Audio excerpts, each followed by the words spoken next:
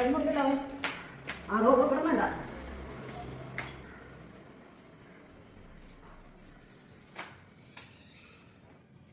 ഇങ്ങോട്ട് വാ, ഇങ്ങോട്ട് വരാൻ മഴ ഇരിക്കുന്നുണ്ട്.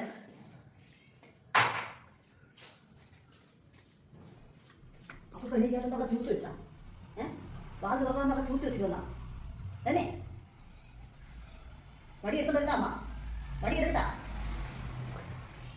അപ്പൊ വാത് തുറക്കാത്തോണ്ട് അവിടെ വന്ന് ചൂച്ച് വെച്ചു. അതിലേ ആ ബെഡ്റൂമിൽ തുറക്കാത്തോണ്ട് രണ്ട് തുള്ളി ചൂച്ചു.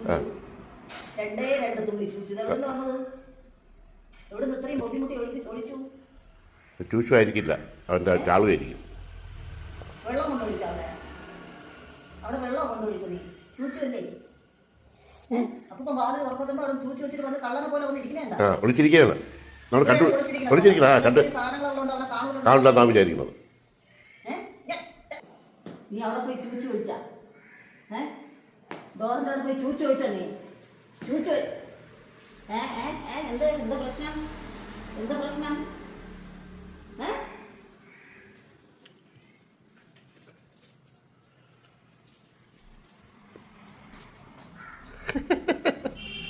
അവിടെ പോയി ചൂച്ചു വെച്ചാൽ അടി കൊടുക്കട്ടെ.